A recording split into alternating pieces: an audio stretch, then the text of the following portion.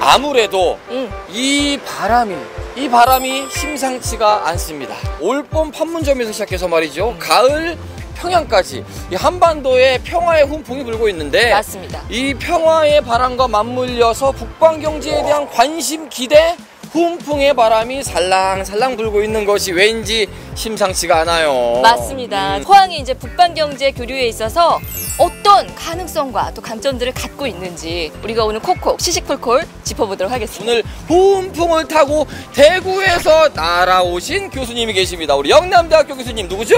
이희영 교수님 나와주세요. 반갑습니다. 반갑습니다.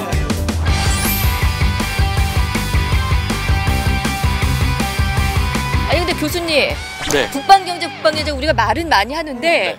그럼 거기서 말하는 북방은 뭡니까?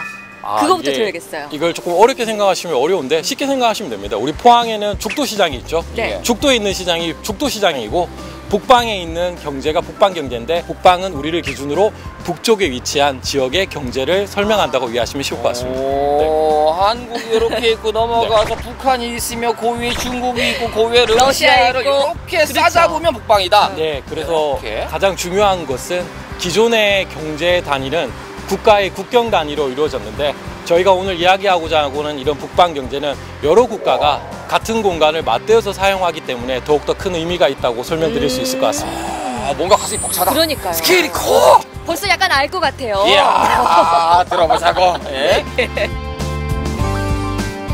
동해 항로가 북극 항로로 이어지고 한반도 종단철도가 시베리아 횡단철도와 이어지며 환동해권 크루즈 노선 개발까지 그야말로 놓칠 수 없는 북방경제 협력의 모든 것을 알아봅니다.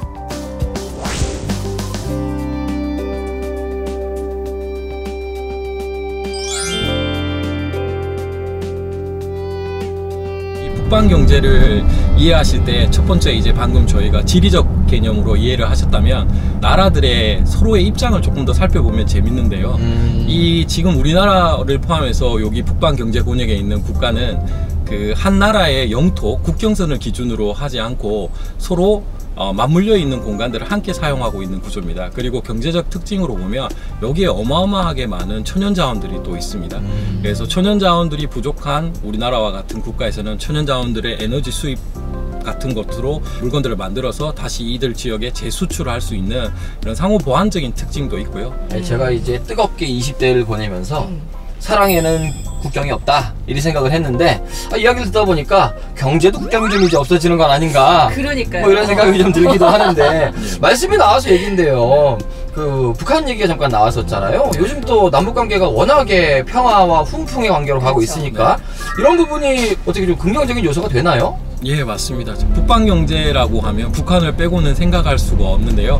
그동안에 여러 가지 북한의 어떤 리스크라든지 쉽게 말해서 북한으로 생기게 되는 장애적 요소들 때문에 이들 국가들이 함께 협력할 수 있는 사업을 실행하는데 좀 어려움이 있었습니다. 그런데 이제 최근 들어서 남북 정상회담 그리고 북미 정상회담 더 나아가서 북중 정상회담 등을 통해서 대한민국과 북한을 연결하여 그리고 러시아 지역 그리고 멀리 유럽까지 갈 수 있는 구체적인 사업들, 한반도 횡단철도, 북한의 항만 현대화 사업들이 이루어지다 보니까 저희가 이제 피부로 쉽게 이해할 수 있을 것 같습니다. 좀 더 쉽게 설명을 드리면 우리가 여행을 갈 때 포항에서 KTX를 타시고 이제 유럽까지 가실 수 있는 그런 아주 편안하고 좀 더 다른 여행의 루트가 생기는 거고요. 실제로 저희가 옛날에 베를린 올림픽 때 송기정 선수께서 올림픽 참가했을 때 실제 이 루트를 이 길을 따라가셨거든요. 예. 그런 것들을 또 우리가 한 번씩 꿈꿔볼 수 있는 아주 긍정적인 희망의 기회로 생각하시면 좋을 것 같습니다. 야, 그러면 이제 포항에서 기차 타고 출발해가지고 북한 거쳐서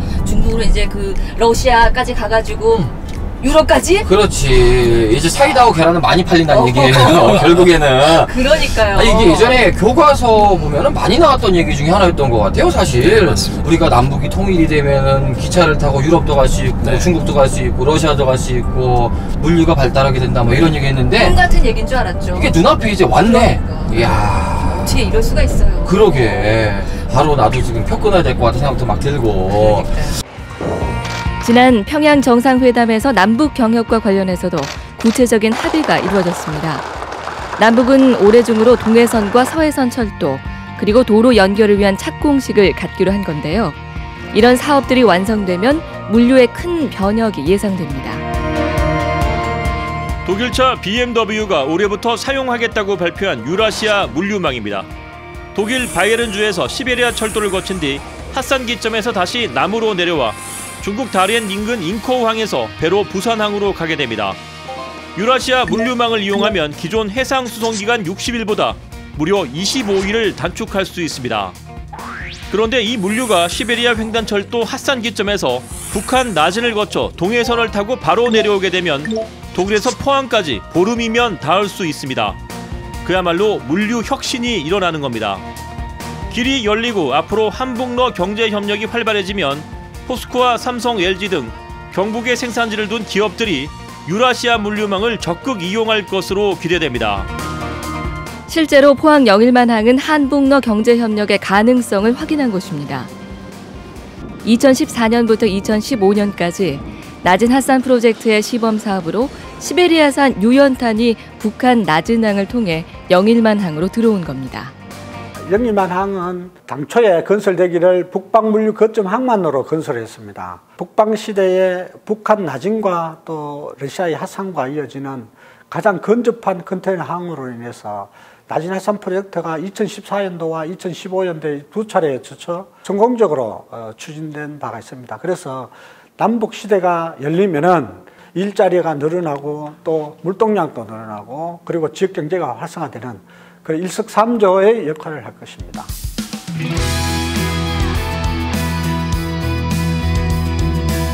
지금도 사실 우리가 철도를 통해서 혹은 뭐 배를 통해서 뭐 이렇게 뭐 하늘을 통해서 물류 운송도 한다 뭐 이렇게는 알고 있는데 얼마나 더 좋아지고 어떤 식으로 변해지는 거예요, 그러면? 쉽게 말씀드리면 우리 사람은 이제 가장 편한 게 비행기라고 설명을 드릴 수가 있고요. 네. 국내에서 다닐 때는 이제 자가용이라고 설명드릴 수 있는데 화물은 이제 가장 많이 쓰는 게 한 97% 이상이 선박으로 다닙니다. 네. 왜냐하면 경제성 때문에 그런데 북방 경제에서 또는 북방 물류를 활용하지 않을 때는 선박의 의존량이 상당히 심화가 되고 있습니다. 많이 그렇죠. 의존도 하고 그리고 기간도 오래 걸리는데요. 예를 들어서 이제 선박으로 우리나라의 물건을 수출해서 유로까지 보낼 때 이제 도착지가 보통 네덜란드의 노테르담항인데요. 걸리는 시간이 한 28일에서 30일 정도 걸리게 되어 있습니다. 그런데 이제 저희가 앞서서 설명드렸던 이런 북방 물류를 활용하게 되면 엄청난 시간 단축, 예를 들면 한 11일 이상의 시간 단축이 이루어지고 또 비용도 엄청나게 경제적으로 줄어들게 됩니다. 그래서 물류적인 관점에서 볼 때도 상당히 의미가 있는데 그동안도 이제 저희가 북한을 통과하지 못해서 우회로 선박으로 러시아까지 가거나 중국까지 그렇죠. 가서 맞아요. 철도를 활용했는데 좀 시간은 걸리겠지만 이제 북한을 통과하는 도로나 철도, 즉 육상 운송을 활용해서 러시아에 있는 철도라든지 중국의 철도를 활용한다면 선박 운송보다 더 시간도 적게 걸리고 거리도 줄어들어서 경제성이 더 높아지게 된다고 이해하시면 될 것 같습니다.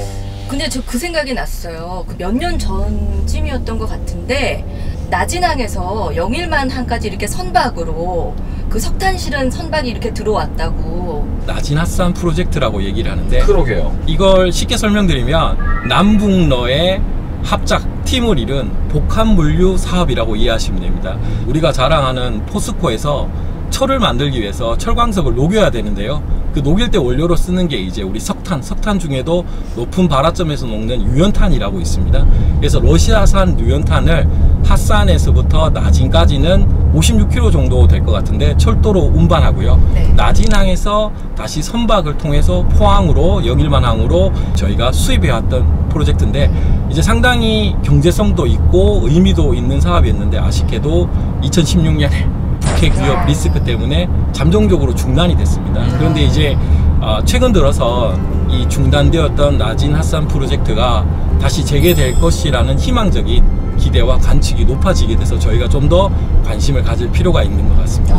아니 그럼 그게 배로도 올 수 있지만은 육로로도 올 수 있다는 얘기잖아요. 이제 철도가 놓이고 도로가 놓이면 이제 도로는 사실은 트럭이 양이 얼마 안 되기 때문에 희박하고요. 철도로 올 수 있는 날도 있을 건데 뭐 2, 3년 안에 되는 것도 아니고요. 그렇죠. 기간은 상당 부분 이제 필요하겠지만 멀지 않은 미래에서도 철도로 이제 물자들이 이동하게 되는 건데, 사실은 이제 여기서 꼭 드리고 싶은 말씀이 옛날부터 없었던 일이 아니라 우리가 분단되기 전에는 너무나 일상적이고 너무나 당연한 일들이었는데 남북의 분단의 특수성 때문에 저희가 조금 더 새롭고 신선하게 이해되는 측면도 있다는 걸 꼭 말씀드리고 싶습니다. 북방 경제가 중요한 이유 중에 북극 항로가 개발되기 때문에서라도 우리가 이건 진짜 중요한 일이다. 그렇지. 이런 얘기를 들었는데 북극 항로 개발은 또 뭔가요, 교수님? 예, 북방 경제의 뭐 큰 축 중에 하나가 북극 항로 개발인데, 말 그대로 이해하시면 좋을 것 같습니다. 북극 앞바다를 통해서 화물을 옮길 수 있고 사람들이 다닐 수 있는 바닷길을 개발하는 사업으로 이해하시면 되는데요. 근데 지금 현재까지는 이제 북극 바다를 지나가야 되다 보니까 바닷길, 즉 배들이 이용할 수 있는 기간도 뭐 상당히 짧고요.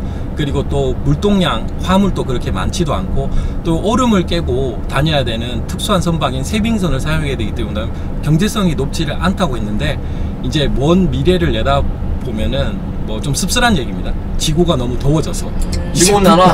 네, 북극의 얼음들이 녹다 보니까 이제 30년 안에 일반 선박으로도 이곳을 통행할 수 있게 됩니다. 그러면 어떤 의미가 있냐면, 기존에 우리가 아시아에서 유럽으로 가는 바닷길을 비교해 놓고 보면 수에즈 운하를 통과하는데 그 항로의 루트보다 무려 7,000km 정도를 단축할 수 있습니다. 시간으로는 한 10일 정도 단축이 되기 때문에 상당히 경제성이 있는 항로이고요. 또 하나 덧붙여서 좀 설명드리고 싶은 게, 북극은 저희가 잘 모르잖아요.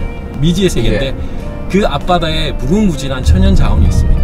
그러면 이런 북극 항로 개발에 지금부터 적극적으로 준비를 해야 하지만이, 이 앞바다에 있는 천연 자원들에 대한 개발과 또 운송, 활용에 대해서도 우리가 많은 강점을 가질 수 있을 것이고요. 또 우리 포항의 입장에서는 포항이 이런 북방 물류, 북방 경제를 수행하는 데 있어서 베이스 캠프, 전진 기지로서의 딱 맞는 지정학적 위치가 있기 때문에 우리가 좀 더 관심을 가져야 될 것 같습니다. 여러모로 굉장히 쓸모가 있고 필요했던 거였군요. 일단 돌아가던 길을 지름길로 가게 네, 되고. 이미 거기서부터 너무나 경제적으로 되는데요. 그러게. 교수님이 보시기에는 어떠세요? 포항이 이 북방 경제 물류 거점으로서 가능성이 크다고 생각하세요? 예, 저는 충분히 포항은 그만한 자산과 잠재력 그리고 가능성도 가지고 있다라고 생각을 하고 있습니다. 일단 물류에서 제일 중요한 건 지리적 위치거든요. 예를 들면 포항 같은 경우에는 동해안에 지리적으로 정말 좋은 곳에 입지를 갖고 있습니다. 그런 지리적 위치를 바탕으로 우리나라 최북단 그리고 동해안에 있는 국제 컨테이너 부두 항만을 가지고 있습니다. 그리고 또 하나 중요한 점은 이제 곧 완공될 국제 여객 부두. 그렇죠. 그리고 한반도 뭐 종단철도, 그리고 이제 한반도 연결 도로, 이런 인프라 시설들을 가지고 있다는 게 큰 장점이고요. 또 하나 중요한 건 이런 물류적인 장점 말고도 포항이라고 하면 포스코, 철강의 도시, 이렇게 뭐 브랜드와 이미지 돼 있듯이 우리나라 산업도시, 경제도시로서의 충분한 인적 그리고 물리적 네트워크를 갖고 있다는 점, 그리고 이러한 것들이 다 어우러지다 보니까 앞으로 저희가 북방경제에서 전초기지 또는 핵심기지로서의 충분한 역할을 할 수 있다고 저는 긍정적으로 생각하고 있습니다. 다양한 이점들이 있네요. 그러게요. 그러게. 너무너무 기대가 됩니다. 근데 올 11월에 포항에서 드디어 그 성과를 나타내는 아주 반가운 소식이 들렸어요. 그러니까요. 한러 지방협력 포럼이 이제 첫 번째로, 그것도 포항에서 이제 열리기로 되어 있는데 교수님도 알고 계시잖아요. 예. 그죠? 이제 한러 지방협력 포럼은 말 그대로 한국과 러시아의 지방자치단체 중심으로 협력을 하는 모임의 장소라고 이해하시면 쉬울 것 같은데요.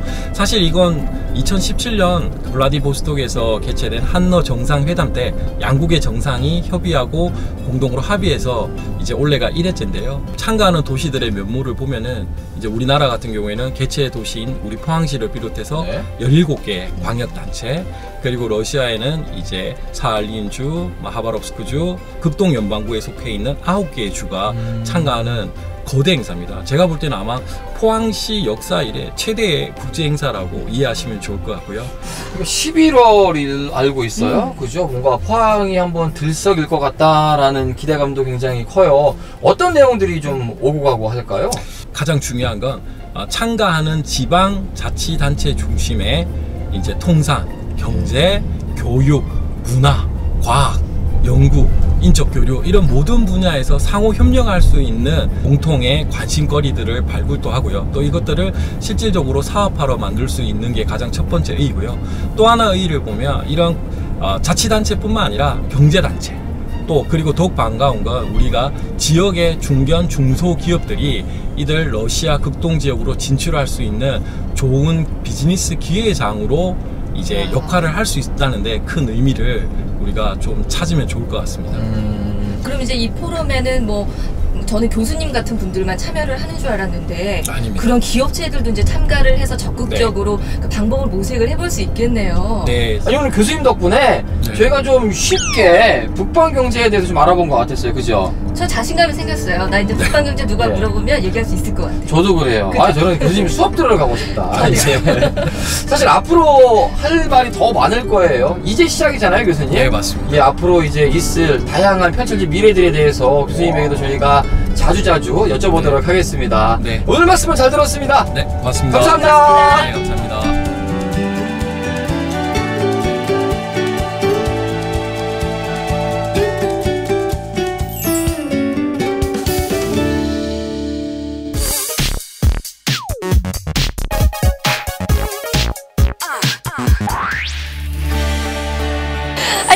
안녕하세요. 강연도 있고요. 포항 시민 여러분께도 인사도 드릴 겸 굉장히 보수 색채가 강하다 이렇게 했는데 뭐 요즘에는 뭐 이렇게 환영도 해주시고 피부가 어쩜 이렇게 좋으세요? 너무 좋으세요. 예. 텔레비 볼 때는 인상이 별로였다는 거 아니에요. 우리 당은 작다고 정규 뉴스 시간에도 잘 안 다뤄줘요. 아주 예쁜 말만 하다가 화가 나가지고 한마디를 센 말을 하잖아요. 고개 기사를 딱 뜨죠. 네, 그것만 10초 정도 딱 캡처를 해가지고 네. 보도를 하니까 네. 심상정은 원래 이렇게 보시다시피 불리불리한 그러니까요. 사람인데 네. 서울대 서범대 입학하면서 구로공단에 있는 여성 노동자들 같이 공부 가르쳐주면서 아 내가 있어야 될 곳은 여기다. 그래가지고 그때부터 그냥 거기 눌러 앉아가지고 25년 동안 노동운동을 하게 된 거예요. 야, 그게 지금까지 참, 왔네요. 네. 네, 네.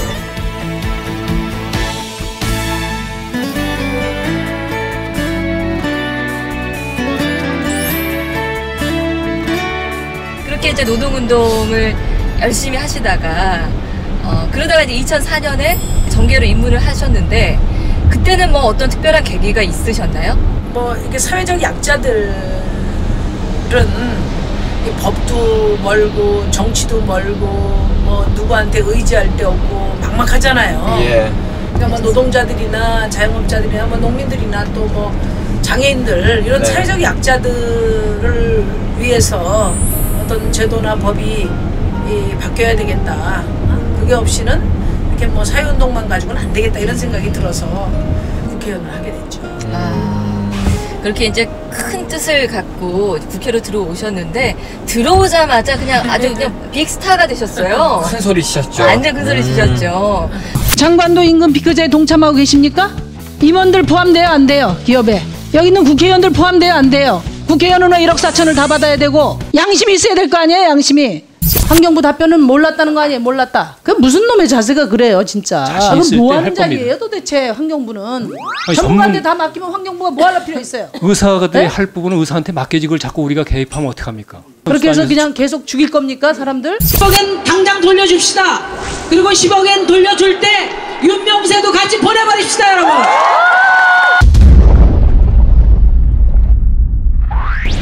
이 국회가 우리가 5천만 국민을 골고루 대변해야 되잖아요. 5천만 국민의 이해관계의 축소판이 돼서 서로 거기서 이해관계를 조정하는 거지 않습니까?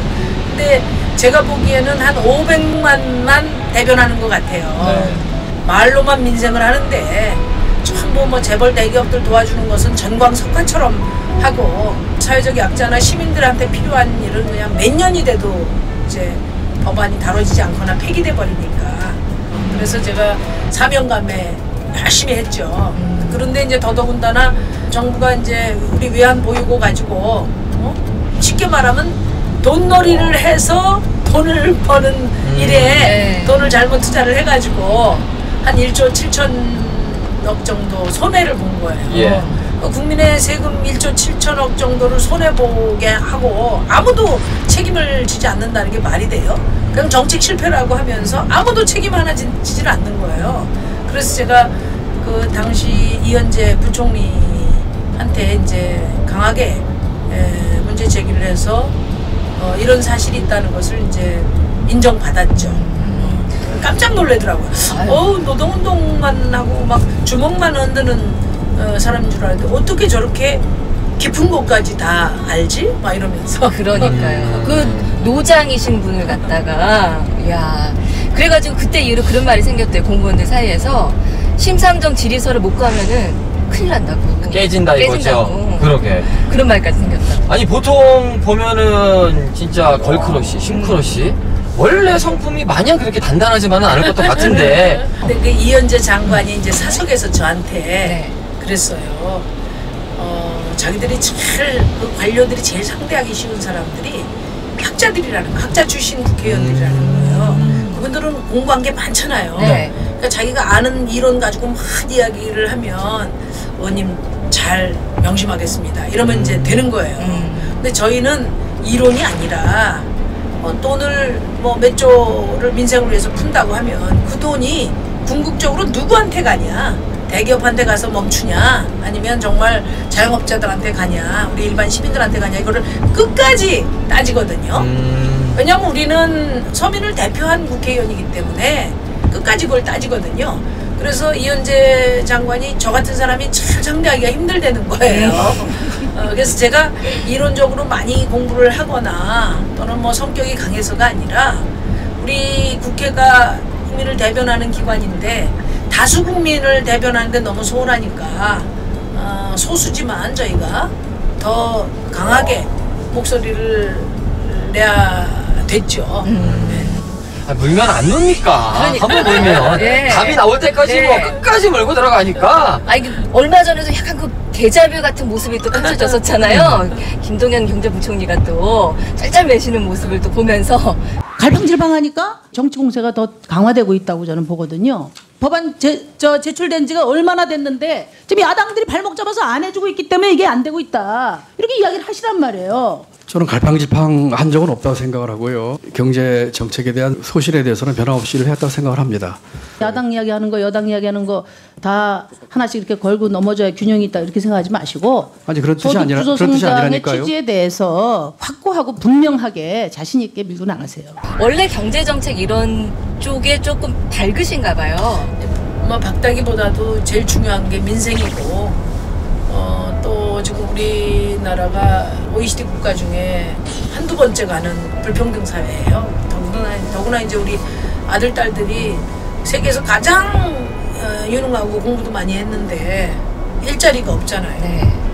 그러니까 알바 전전하고 그러니까 결국은 뭐 결혼도 못하고 30살 넘어서 하다못해 전세 값도 없으니까 결혼도 못하고 이게 이제 우리 사회가 세계에서 가장 그 저출산 국가가 될 수밖에 없는 이유거든요. 이게 굉장히 지금 심각하고 절박해요. 그런데 부자들은 계속 부자가 되는 겁니다. 그러면 이런 격차가 이렇게 계속 심화되면 우리 사회가 유지되기가 어렵거든요. 그렇죠. 이런 격차를 해소하고 자기가 노력하면 자기 인생을 개척할 수 있다는 믿음을 주는 사회를 만들어야 되는데 그게 바로 정치의 역할이란 말이에요.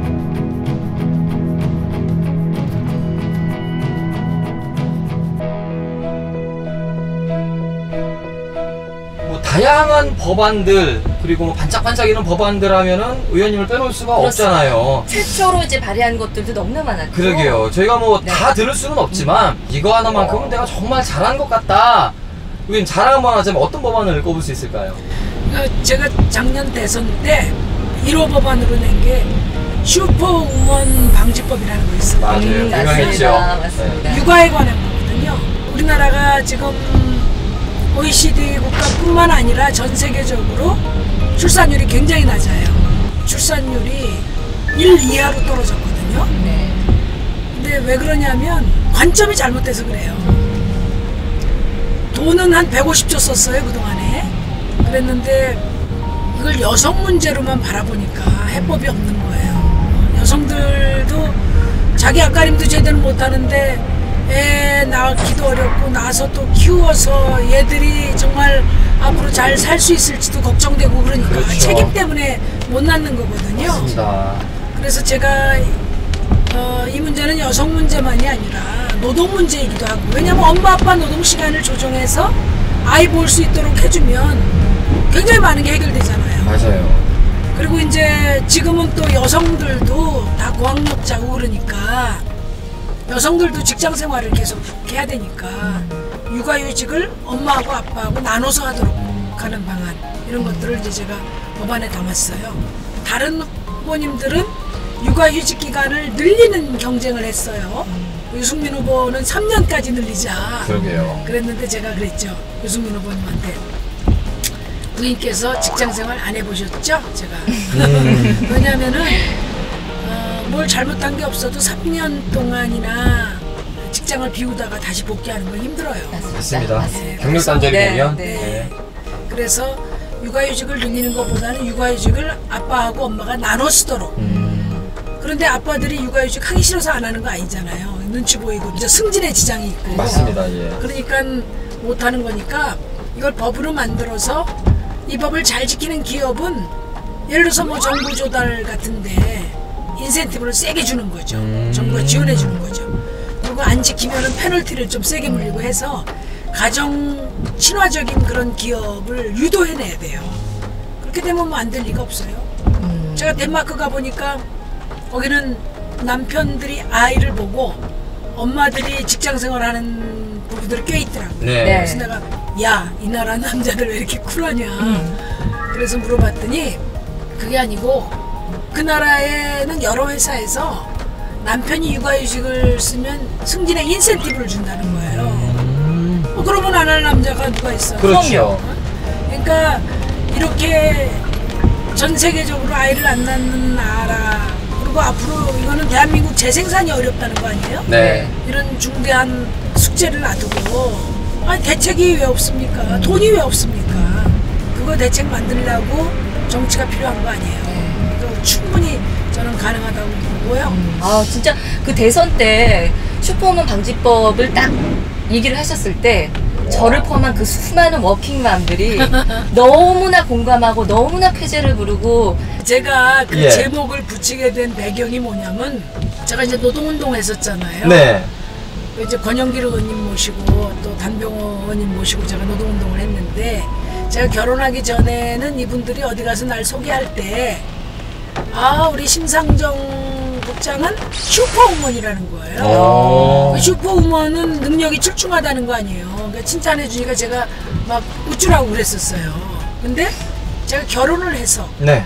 애를 낳고 또 누구의 아내가 되다 보니까 가정도 꾸리고 애도 키우고 직장 생활도 하려고 하니까 아주 박빙으로 분초를 놔두고 살아도 힘든 거예요. 네. 그렇죠. 네? 그래서 어느 날 이 슈퍼우먼이라는 말은 사회가 함께 나눠서 책임져야 될 일을 여성의 능력으로 지원해가지고 독박 씌우는 이거 그런 말이구나. 네, 네. 여성들에게 독박 씌우는 말이구나 이렇게 생각이 돼서 제가 네. 그다음부터는 저한테 앞으로 슈퍼우먼이라는 말 하지 마세요. 야, 사실 그동안 얼마나 강한 신념이 있으면 저렇게 할 수 있을까라는 생각을 했었는데 직접 만나 뵙고 나니까 이것은 이념만 갖고 되는 문제가 아니라 그 인간에 대한 애정과 연민의 발로라는 생각을 하게 됐습니다. 정말 따뜻하신 분이라는 생각이 들었어요. 제가 이 말씀을 꼭 드리고 싶은데요.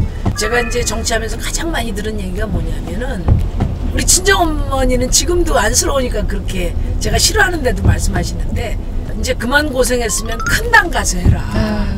그 얘기 많이 하시거든요. 예. 지역 주민들도 그러시고 큰 당 가서 하면은 뭘 못하겠냐 이런 말씀을 하셔요. 근데 이제 저도 정치인이니까 왜 이러저런 고민을 안 해봤겠어요. 그런데 큰 당에 가면 거기서 살아남는데 급급할 것 같아요.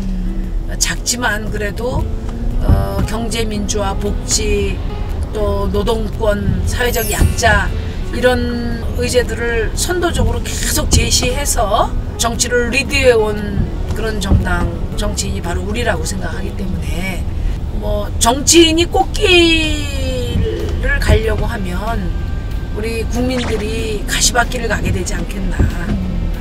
정치인이 가시밭길을 자임할 때 우리 국민들을 꽃길로 안내할 수 있다. 그런 믿음으로 이제 이 정의당을 계속하고 있는 겁니다.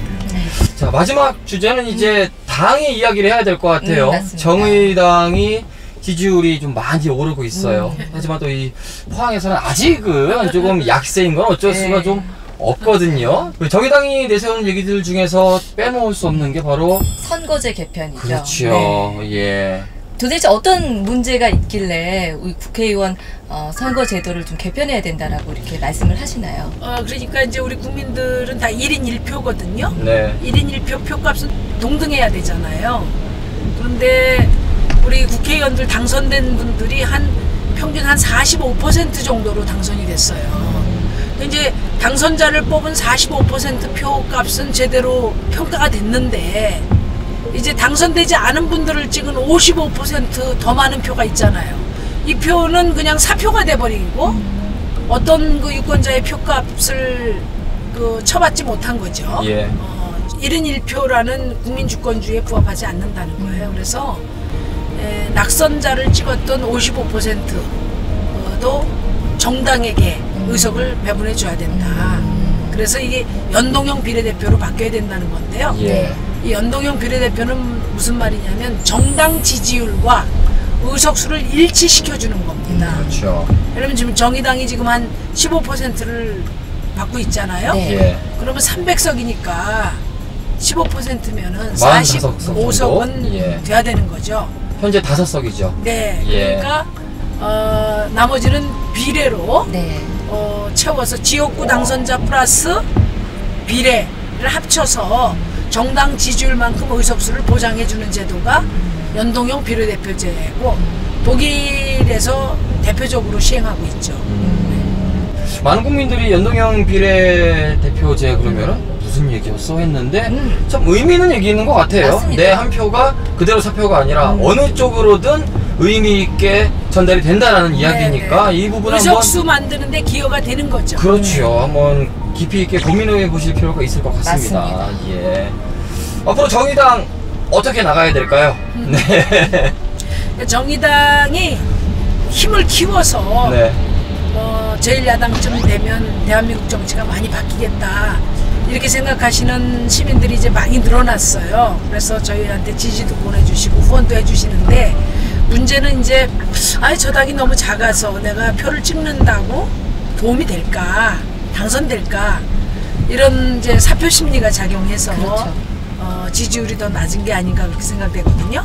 근데 이번에 이제 선거제도가 개혁되는데 시민 여러분들께서 좀 힘보태 주시면 바뀐 제도 하에서는 정의당이 좀 이제 군소정당이 아니라 유력정당 또 제1야당까지도 20년 총선에서 바라볼 수 있다 이렇게 생각이 되거든요. 네.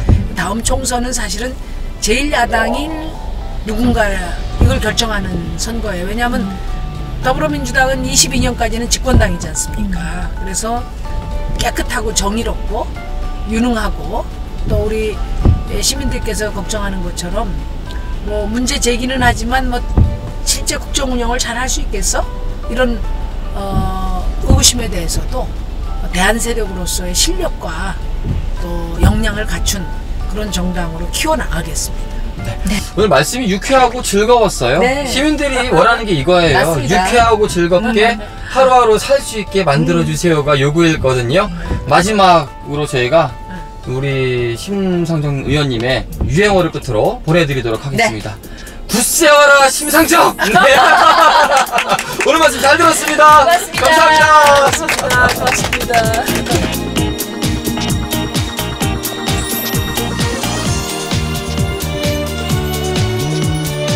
여기는 어디? 러시아 하고도 블라디보스토크.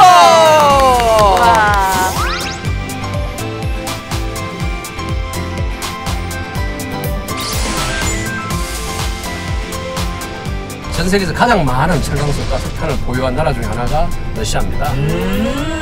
그 다음에 여러분들이 좋아하는 수산물. 나왔다. 이거 기다렸어요. 이거. 킹크랩.